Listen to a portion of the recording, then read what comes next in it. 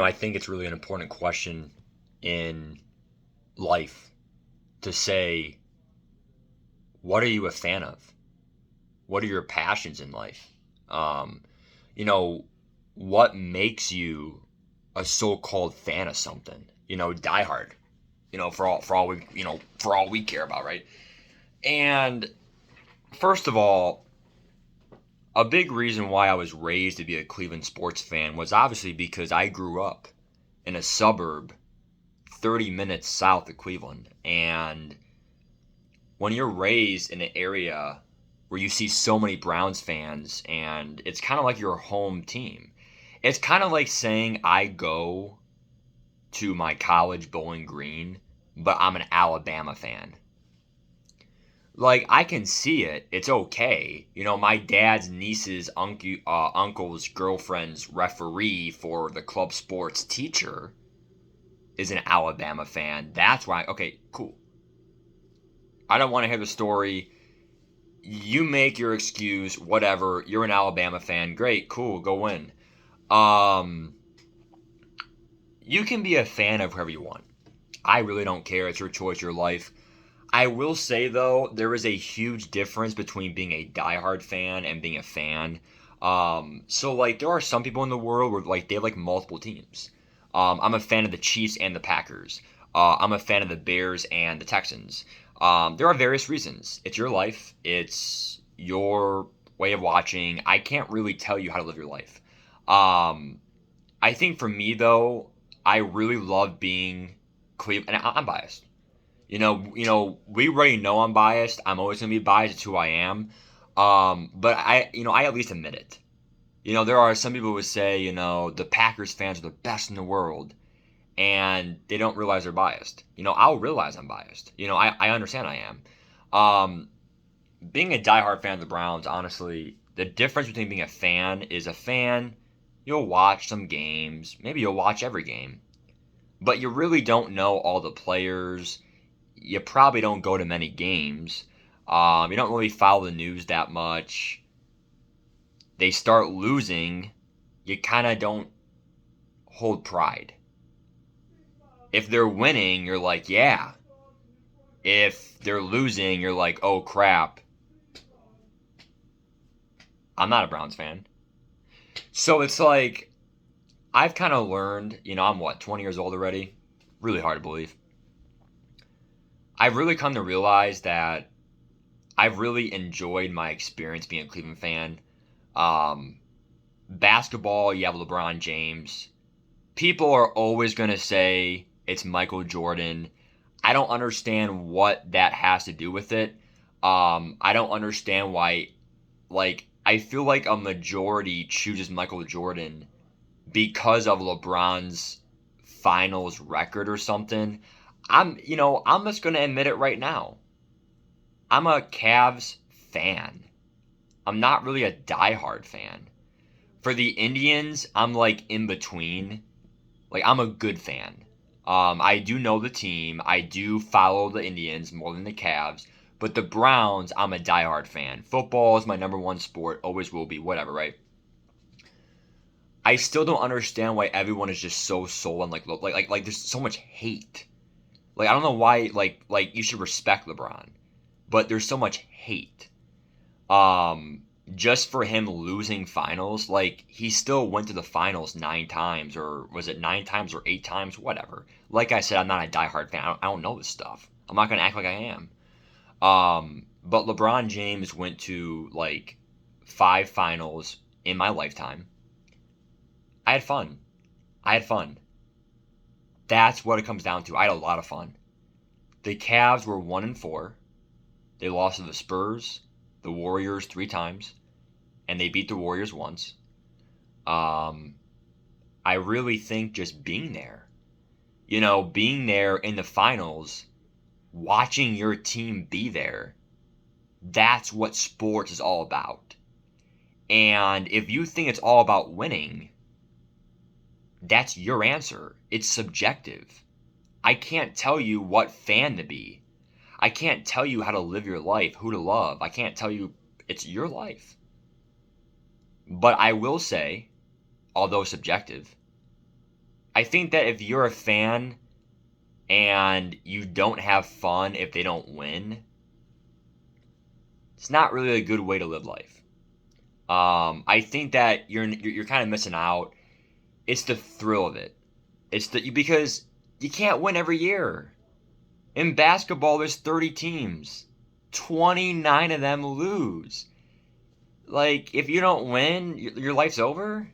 Like, people just act like, and again, I'm biased, being a Browns fan because we have never went to a Super Bowl.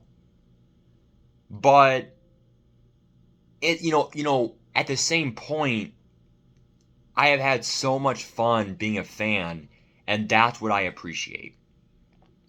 Now, obviously, what makes me a diehard Browns fan is I can literally close my eyes right now and name the whole team. Um, Left tackle Wills, left guard Batonio, center J.C. Treader. Well, is it J.C. or J.T.? I think it's J.C. Treader. Right guard Wyatt Teller, right tackle Jack Conklin, fullback Janovich. We got four halfbacks actually: Hunt, Chubb, Hilliard, Felton. We have oh, not Hilliard, not Hilliard. Dearness Johnson. Quarterback, obviously, it's Baker Mayfield. By quarterback, Case Keenum. The receivers, we have Jarvis Landry. We have Peoples Jones. We have Higgins. Tight ends, we have Harrison Bryant. We have... You guys get it, right? We have four safeties. I can name them all. Ronnie Harrison, Grant Delpit. Who's the other safeties we have? John Johnson. And the rest are like fourth string safeties. And it's just like... I literally know almost the whole team. I know a lot about the team. I obviously watch every game. And it's just like, when you're a diehard fan, you have to realize that, at the end of the day, it's your team. That team is counting on you to be a fan, to be there every day. Maybe not at the stadium, but you're there counting on them. And vice versa. So I just feel like, honestly, what this whole video comes down to is I just get so much shit, for, not me. It's not me. It's not personal. I see a lot of shit from like NFL reporters, the NFL community, the sports community about, oh, I can't imagine being a Cleveland fan. Or, I can't imagine, always losing or whatever. It's a toxic environment. It's a toxic community. It's the way politics are. Democrats versus Republicans versus the Independents and Green Party. It's all toxicity. I feel like, to be honest, some things aren't worth arguing over. It's just like, Chris Smith, Cam D, all the Steelers fans. We could sit there all day and argue back and forth. Big Ben, Baker Mayfield. Big Ben, Baker Mayfield. TJ Watt, Myles Garrett. TJ Watt, Myles Garrett. Najee Harris, Nick Chubb. Najee Harris, Nick Chubb. The future. Minka, Denzel. We could sit there all day. We could really sit there all day. I think at the end of the day, my answer to the question is, Matt, how can you be a Cleveland fan? How can you be a Browns fan? Even the Indians, which are now the Guardians, the Cleveland Guardians baseball, we have literally won one World Series since 1948. The answer to that question, how can you be a Cleveland fan? It's really, why shouldn't I be a Cleveland fan? You are born and raised outside of Cleveland, and it's where I was born. Like, I don't really understand, like, what other fan would I be? A Bears fan because my uncle's daughter's niece referees, teacher's son-in-law, who's now a lawyer's judge, is a fan? Like, what am I supposed to do? Like, people ask a question, but they don't really know what they're asking. Just because I lose so much, it doesn't mean my life's over. It doesn't mean I had no fun. That's like saying you take a course in college and you don't get an A. You don't get an A. My life's over. I got a B. I got a C. You still learn something. When you take a class, you learn. You get smarter. Just because you don't get an A doesn't mean your life's over. Doesn't mean you shouldn't have never taken the course.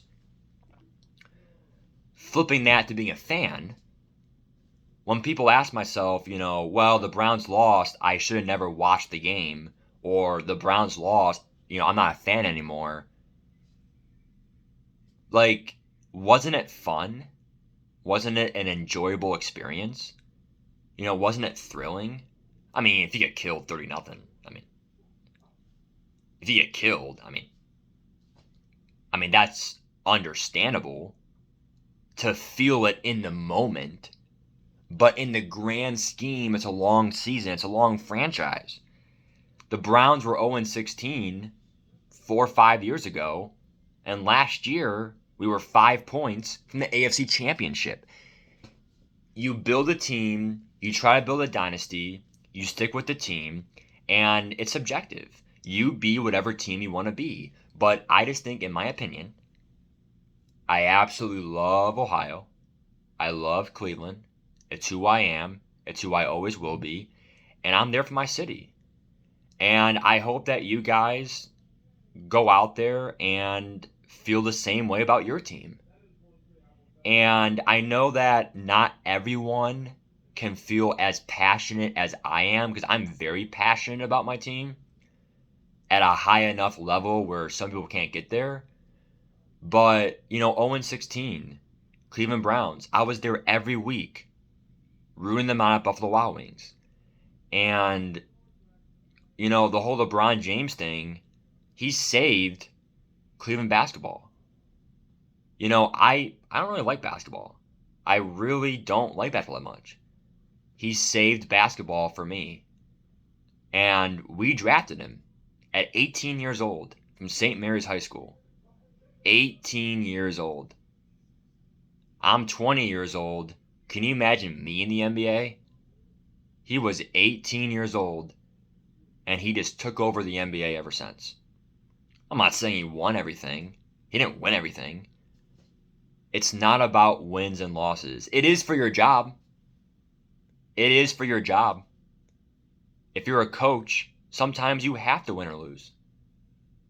When you're a player and you're a quarterback and you don't win, you might get cut.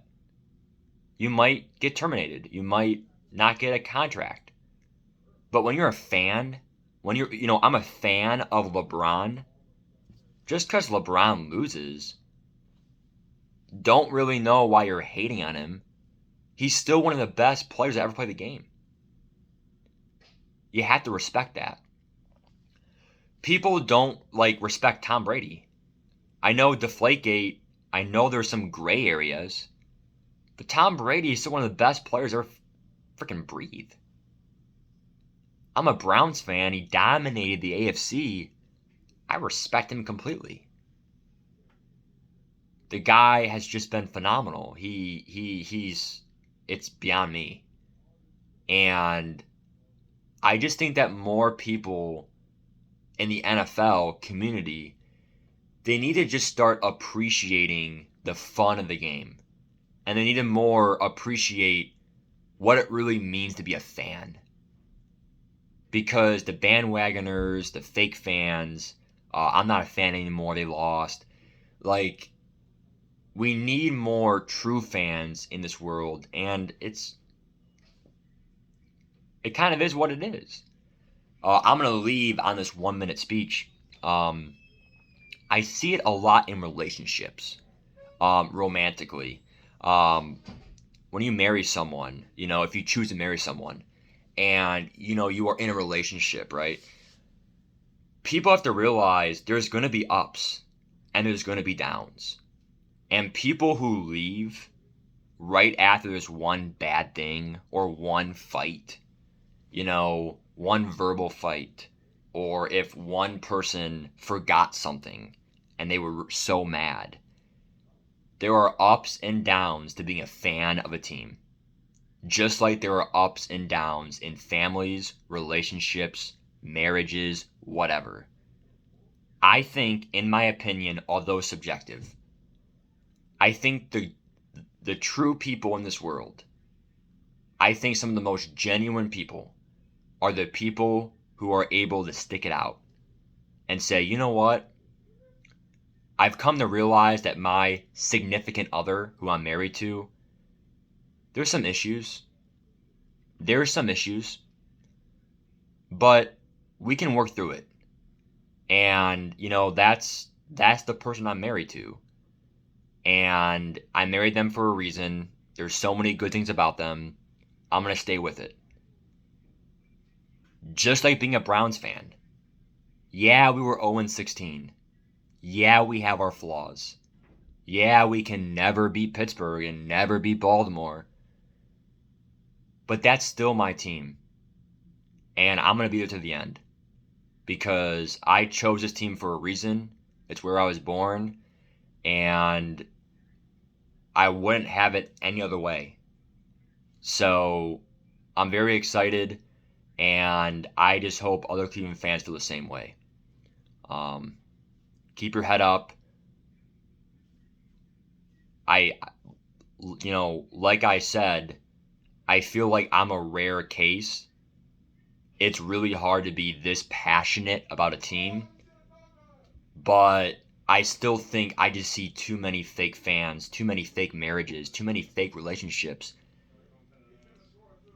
It's just not real. Like, are you really a Browns fan? Fine. Then who's the defensive tackle?